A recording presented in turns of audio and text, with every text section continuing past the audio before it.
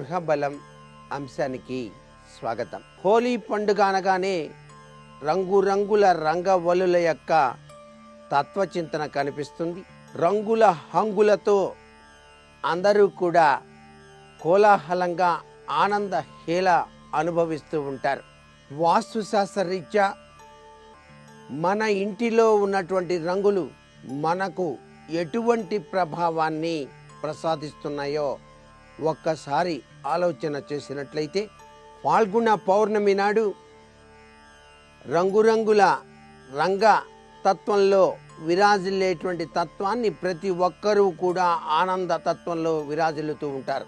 పసుపు కుంకుమలు మనకు ప్రత్యేక స్థానాన్ని పొంది ఉన్నాయి. ప్రతి ఇంటిలో కూడా మన గడపలకి పెట్టేటువంటి పసుపు కుంకుమల ప్రభావం లక్ష్మీ ఆగమనానికి గుర్తుగా ఉంటుంది. మన గోడలకు వేసేటువంటి రంగులు మన మానసిక ప్రవర్తనకు ఆహ్లాదకరమైనటువంటి ప్రభావాన్ని పెంపొందించడానికి సహకరిస్తాయి. మానసిక స్పందనలు చైతన్యవంతంగా ఉండటానికి ఈ రంగులు చాలా బాగా సహకరిస్తాయని చికిత్సా నిపుణులు కూడా తెలియజేస్తూ ఉన్నారు.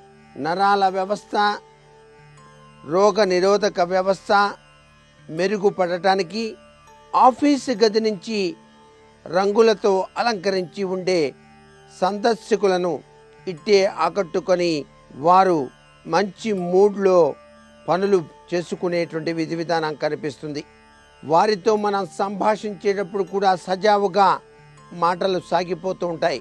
వ్యక్తి పైన రంగులు అత్యధిక ప్రభావం చూపిస్తాయని, ఆ వ్యక్తికి సరిపడే రంగులను ఎంచుకొని గదులన్నీ కూడా అలంకరించుకోవాలని రంగుల చికిత్సా నిపుణులు మనకు తెలియజేస్తూ ఉన్నారు. పడక గదిలో నిగనిగలాడేటువంటి ఎరుపు రంగు లాంటి రంగుల్ని వాడకూడదు. ఎరుపు రంగు వలన ఆందోళన, ఒత్తిడి, వాదోపవాదాలు, ఘర్షణ, ఒకరి అంటే ఒకరికి పడకపోవటం లాంటి సంఘటనలు జరుగుతుంటాయి. పింక్ రంగు గనక వాడితే ప్రేమ, బాంధవ్యాలు పెరగడానికి దోహదం చేస్తాయి సుమా. అలాగే లైట్గా ఉండేటువంటి నీలం లేదా ఆకుపచ్చ రంగులు సామరస్య భావాన్ని చక్కగా ప్రోత్సహిస్తాయి. మందంగా ఉండేటువంటి నీలం, ఆకుపచ్చ రంగులు వాడటం మాత్రం అంత శ్రేయోదాయకం కాదు. తెలుపు రంగు ఏ భావాన్ని, ఉద్రేకాన్ని కలిగించదు. పిల్లల పడక గదుల్లో అందంగా అలంకరించడమే కాకుండా వారి యొక్క గదుల్ని వాళ్ళు చదువు, సంస్కారవంతమైన ప్రభావంతో చక్కగా వారి యొక్క విద్య సాగటానికి వీలుగా లైట్గా ఉండేటువంటివి, ప్రశాంతతను చేకూర్చేటువంటివి నీలం, పచ్చ, ఊదా రంగు వాడటం చాలా మంచిది. ఇవి లేకపోతే తెలుపు రంగు అయినా సరే వాడవచ్చు.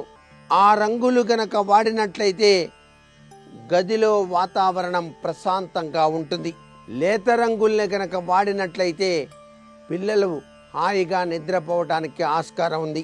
మీ యొక్క స్నానాల గదిలో మాత్రం వైఢూర్య రంగును వాడినట్లయితే నీటిలో దాదాపు అది పోలి ఉంటుంది. కాబట్టి సాధారణంగా కలిగేటువంటి ప్రతికూల ఆలోచనలకు లైట్ గోధుమ వన్నె, నీలం రంగులు తగ్గిస్తాయి అనేటువంటి విషయాన్ని గుర్తిరగాలి. మీ యొక్క ఇంటి ఇల్లాలు ఎక్కువసేపు గడిపేటువంటి వంటగదిలో మాత్రం వారి యొక్క ఆరోగ్యాన్ని మరింతగా మెరుగుపరుచుకోవటం కోసం లైట్గా ఉండేటువంటి పసుపు పచ్చ, ఆకుపచ్చ రంగులు వాడవచ్చు. ఇవి ఆరోగ్యకరమైనటువంటి ప్రభావాన్ని అందిస్తాయి. రుచికరమైనటువంటి వంట తయారీకి, తద్వారా ఆకలి పెరగడానికి దోహదం చేస్తాయి. ఎరుపు, నారింజ, నీలం రంగులు వంటగదికి మాత్రం మంచివి కాదు సుమా.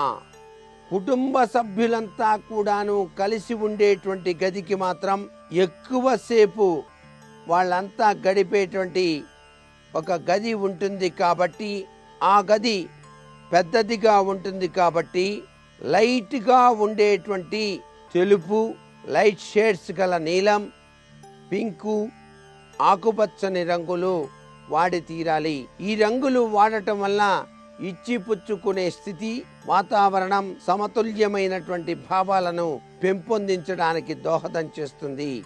ఆకుపచ్చ మంచి భవిష్యత్తుకు, సంపదకు, శాంతి, సామరస్యాలకు దోహదం కలిగిస్తుంది. మీ మెట్ల వసారాలలో పింక్, లైట్ పసుపు పచ్చ, టెర్రకోట రంగుల్ని వాడవచ్చు. అయితే పూర్తి నీలపు, నలుపు రంగులు మాత్రం వాడకూడదు. పాఠశాలలకు సాధారణంగా అన్ని విషయాలలోనూ అత్యధిక ప్రాధాన్యత వహించేటువంటి రంగు లైట్ నీలం. ఎరుపు రంగులు మాత్రం మీరు మెట్లకు వాడవచ్చు. ఆకుపచ్చ రంగు కూడా మెట్లకు వాడవచ్చు. గులాబీ రంగు కలిగినటువంటి రంగులు అందరూ కూడాను కూర్చొని మాట్లాడుకొని సంభాషించేటువంటి ఇంటి హాలులో గోడలకు గనక వేసినట్లయితే చక్కటి సహృద్భావన కలిగి తీరుతుంది అని కూడా చెప్పవచ్చు. ఏది ఏమైనప్పటికీ రంగుల కహానీ వెనకాల దాగిన పరమార్థం చాలా విశిష్టవంతమైన తత్వాన్ని ప్రసాదిస్తూ ఉంటుంది.